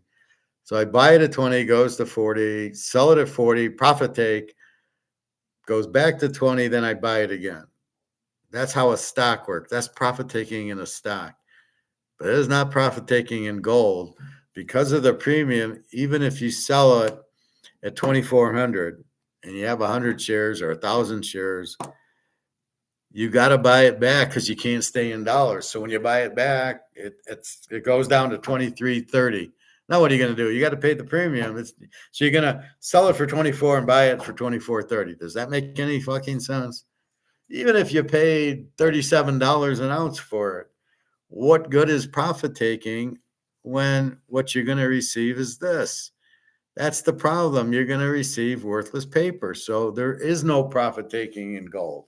Anybody that profit takes in gold doesn't know what they're doing, doesn't understand that the point is getting off the Titanic. So why would you get the Titanic sinking? You're in the lifeboat, the gold, and then you're saying what? Well, I want to get off the gold and go into the Titanic because it's sinking, but I made profit. Nobody is going to just get out of the lifeboat to go on the Titanic as it's sinking. Sorry. There is no profit taking. It was derivative by Federal Reserve, by the bullion banks, JP Morgan, Goldman Sachs, who are causing the gold price to go down. And the question is why? Why wouldn't they buy gold and let it go up and make money on it? Because you're not going to make money here on these derivatives. So it's insanity, really. All right, what's Greg and John up to?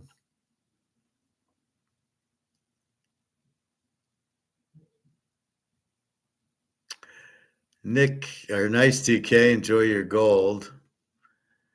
What if the gold outlives you? Gold never dies. Well, I'm expecting gold to outlive me. What does that have to do with anything? You have money in the bank. It's going to outlive you. Are you going to spend it? Are you going to spend it all and then as you're dying? I mean, pretty much everybody's going to have money when they died, or gold, or baseball. I'll have Mahomes, okay, saying, let's go. I'll have this when I die. I'm not going to sell it probably. So what? I mean, it'll go to Daria and her daughter. Daria knows that we're sharing the gold. She doesn't know about the baseball cards, but I will teach her. And so you pass it on to her. We spend what we need to, an ounce or two here or there. Then she gets it and she gives it to her daughter, and her daughter can spend it. They can do whatever they want with it. Because it's going to be worth a fortune. So they can go buy a nice house. The daughter can have a nice life. That's the point of it. Right now, I just don't want to be. Right now, the point I'm doing is getting out of this, getting off the Titanic. I'm selling all my dollars for gold. That's all I'm doing. Now, the kicker is the gold's going up. Even though Alligator thinks it's not, he's out of his fucking mind. Gold is going up because of the demand. In other words, then why does it go down? If the money's worthless and gold's not really going up, it's the money going down. Then what happens when the gold price goes down? The money's not going up in value, so it's a bullshit equation. Alligator's wrong. It's going up because we are buying, because all the central banks are buying it. We're buying it. The demand for gold is huge. The demand to get out of the dollar is even bigger. So once that hits home and all these people get out of the dollar, then we will see it. But you only have one place to go if you're getting rid of the dollars, is in the gold. That's it. There is no other place.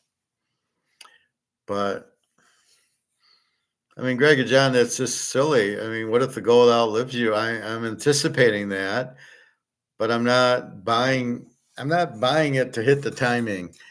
I'm buying it for my retirement, so I don't have to worry about these stupid jobs, and I'll be fine. I mean, I don't have to worry. It's not going to zero. It's not losing its value. It's going up in value over and over and over.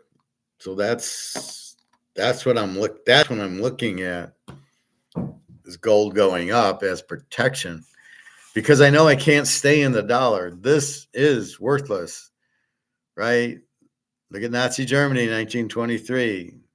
Look at Zimbabwe 2 years ago. Look at Greece. Look at Pakistan. Look at Venezuela, and look at Argentina and Brazil. Their dollars are worthless. So if you understand that, so we're living in Zimbabwe, and our gold goes up. Well, we're hoping to have it for the rest of our life, and then you either give it to your friend or you give it. What are you going to do with it? So you give it away. I mean, that's just what you do. So I'm expecting that it outlives me. I prefer that, but I'm still gonna. I'll take an ounce and have a nice vacation, buy a nice house. That's what I'm planning on doing with it. But I know if I keep my money in this, I know it's going to be worth zero. Then I'll have to buy a wheelbarrow. Now I don't. So it's very simple. What you have to do is you got to get out of the dollar. But when you look around, the only out is the gold and silver. That's it. So you must understand that. So yeah, I won't be in the banks. See, there's two Ponzi schemes, and that's why they're keeping the gold price down. One is the banks, The other's Wall Street. Wall Street's the biggest Ponzi scheme. I mean, you think football games are fixed or basketball games are fixed. That ain't, politics are fixed. The whole fucking world we're living in now is fixed. It's all lobbyists here. It's people fixing basketball games and football games, printing gold till they're printing the dollar till it dies, manipulating gold. We live in a very nasty world right now that is controlled by crazy people, and we don't stay in the thing, but they keep us busy. Let's watch the Masters. Let's watch football. Let's watch the NFL draft. All that is just bullshit to keep our attention away from the economy going under and the country going under and these wars that we're at. Does anybody talk about Ukraine war between Russia and us and the Israeli war? Is anybody talking about that? No, we're talking about the NFL draft. That's where they're getting you. And then here comes an election coming up, and it's going to be vote for us because our lobbyists are going to do more than your lobbyists. So you got to be careful. You have to understand it, and then you have to problem solve. And so what your problem solving is, well, hell, if the dollar's worthless, what do I do? How do I save myself? And then you look around, and the only thing is gold and silver. That's the only way to save yourself in this mess. And that's why you go buy as much as you can or buy silver. Get a job, go get a job, and go make some money and buy some silver. Then you'll be okay. Don't sit there and cry that you don't have a job or you're broke. Go do something about it. Be stoic. Stop being a vampire. This is America. You can find a job, go work at the grocery store if you have to, or at McDonald's. There are jobs that you can get that will make you money so you can buy silver and gold. And that's the point. You can't, you got to be stoic. So all you can do is apply for a job. And if you get it, great. And if you don't get it, you move on. It's their loss. So I didn't get the DTE job. It's their loss. It's not mine. I'll get another job. Well, I still have the two on the table, but that's where I'm at. I'm shocked I didn't get it, but I don't know what they're looking for. And it was a younger boss, so I don't know what he's thinking. And the pay wasn't that good. So I'm really struggling there that you could have got somebody who's more expensive, cheaper. So I'm scratching my head on that. I never can understand that. If I'm willing to come down a few thousand and you could get me for this cheap price, why you would hesitate? Well, they don't know me, so they can't trust me. Oh, God, just so stupid. All right, once again, baseball. The four big plays: Philadelphia under 8's a 10 unit. Atlanta, the Cubbies, and Seattle are the 5 units. The other ones are picks but not plays. Cleveland, Milwaukee, the Dodgers over 9.5. The Yankees and the Yankees over. Kansas City and Minnesota over 6.5 because it's such a low freaking over and the pitchers suck. So we will see. It's tough. Baseball, we're trying to figure out the variables. And even if I were to hit every game right, I still don't have all the variables that I need. And I still need, it's mostly starting pitching ERA, batting average, things like that. That's all you can really do is trying to understand how the team will hit. So that's why I look at the pitching ERA. Oh, the guy's got a 1.2 ERA. They're probably not going to hit a lot. Vice versa, the pitcher's got a 6 ERA. They probably will hit a lot. And where I get skewed is they don't. The guy's got a 6 ERA and he's pitching a shutout. The guy with the 1.2 ERA gives up 10 runs. That happened yesterday in a couple of games. The low ERA pitchers gave up a lot of runs. And you're like, but they're low ERAs. Oh, well, they've only pitched in 3 or 4 games. Okay, how many do we need? 10, 20? That's the real problem. So anyway, that's what we're looking for. So enjoy the draft if you're drafting tomorrow. Um, when Drake May and JJ McCarthy, I'm just going to laugh my ass off. What a bunch of idiots. Anything else I can show you?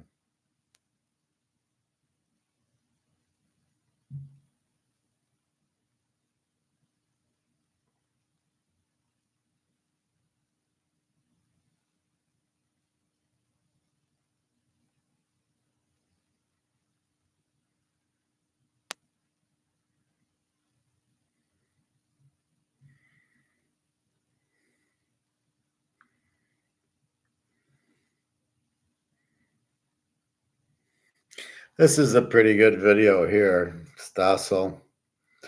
On I like this guy Norberg. He's a Swedish writer, I guess, but he understands Austrian economics.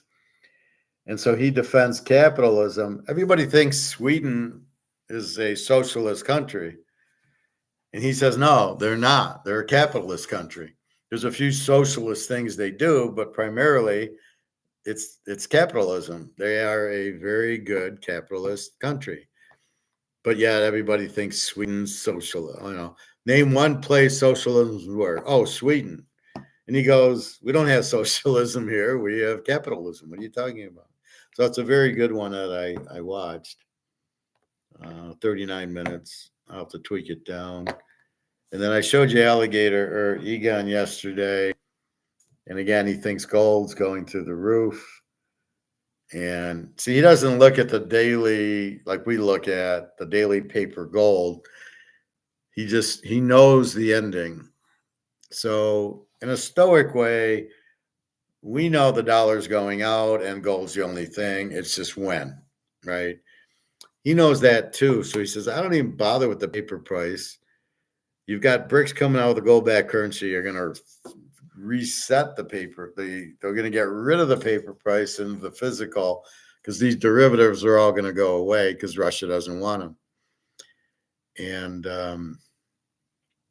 that's really the key to it.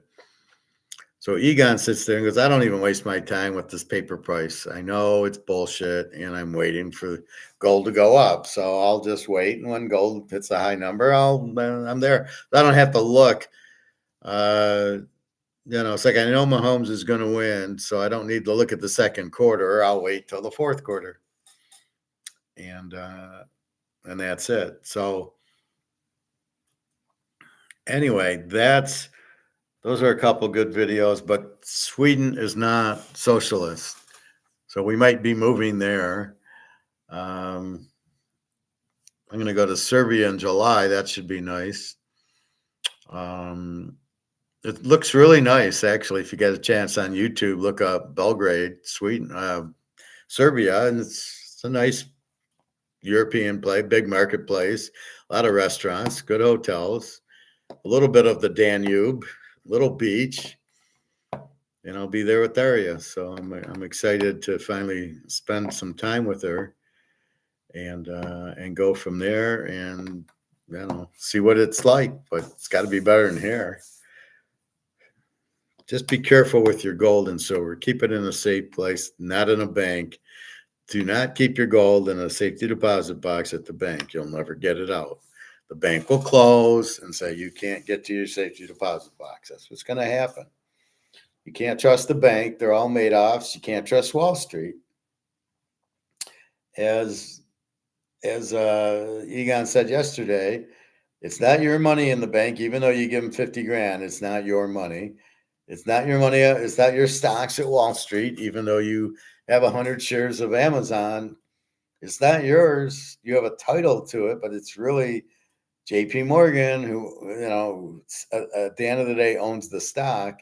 You're kind of renting it from them. So just be careful.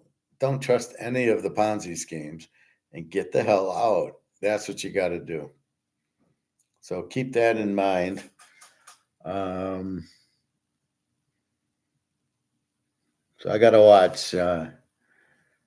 I got to watch Egon's again because there was a couple of points I wanted to show, and then this whole Swedish thing that they're not capital, they're not socialist.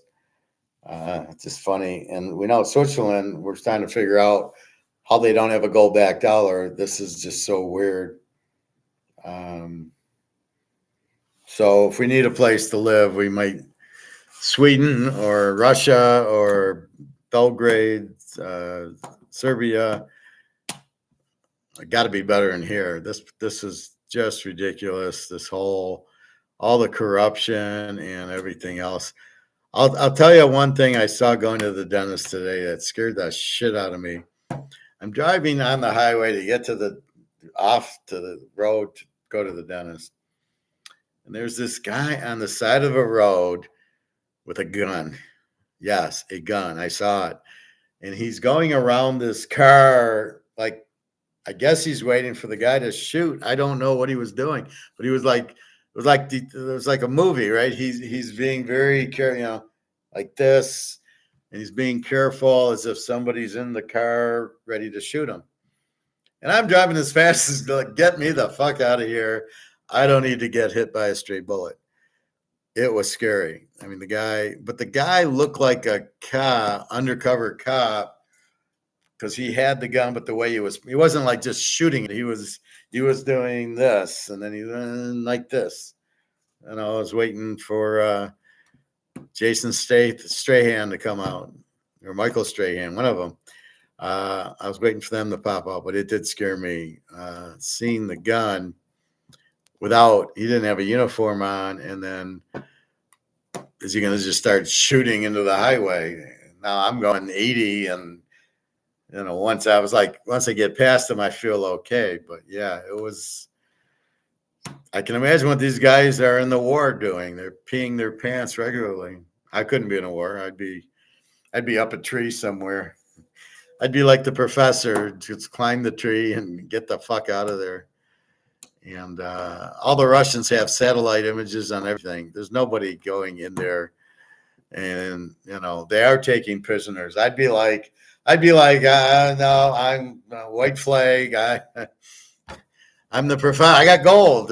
Just let me live. You'll be taken care of. That's what I tease Jenna about. I says, if you're ever having trouble, pull your gold out, and then that'll save your life. So her son's getting better. That's nice. Daria's healthy. That's nice. And she's working. I think she's home by now. So it's a 7-hour difference. So it's 11, almost 12 o'clock there. But yeah, so she's there. But she needs some. I give her money for clothes, which I assume she's getting relatively soon. But she works. And you work in Russia, you're working like 9 in the morning till like 9 at night. I mean, it's like 11, 12-hour day for no pay. The pay's so cheap there. So I'm curious about the ruble going gold back, like the BRICS going gold back, and then to see how that'll help her out. So I'm going to be in trouble. I won't be able to help her because if the gold's worth a lot more than $1, then I need $100 to give her 10. We'll be in trouble. But like Zimbabwe is now 13-1. I'm still going to be in trouble because then I'll have to give her like a lot more money so she can eat than I'm doing now at 94-1. So hopefully the gold will be much higher and we can go there. Otherwise, anything else? I think I'm good. I got some videos to watch for tomorrow. Tomorrow is the draft on Thursday. I think it's tomorrow night, so enjoy it. Again, I wouldn't waste too much time watching player by player by player. It's pretty boring. And I'm sure they'll have a bunch of commercials. So I think you're better off just turning it on at 11 o'clock and going, hey, who was drafted? Because we don't really need to see them shake the hand and all that and kiss the ring. All we need to see is who did Chicago take? Who did New York take? Did Minnesota trade up? the Denver and Oakland trade up and what's going on. Where did Brock Bowers go? I mean, that's all we care about. So therefore, there's no reason to watch it. Okie doke. I think that'd be about it. So again, Philadelphia under 8, 10-star. Baseball, Atlanta, the Cubbies, and Seattle. Those are your 4 baseball picks. The biggest one, Philly under 8. And good luck to you. And all I can say is just the biggest thing is do your passion. The second biggest thing is think. A happens, B is going to happen, C is going to happen. What do I do? If the Titanic hits an iceberg, the water is going to come in. A, B, people are going to leave the ship. C, and then I better get on a lifeboat. D, to survive. And in our little scenario, this is our dollar. It's getting hit because they keep printing it. That's the iceberg. The money's sink is going in the water, and the lifeboat's gold coins. That's your out of the lifeboat of the dollar, and you don't want to get back on the Titanic. So be careful with that. Outside of that, I think I'm good.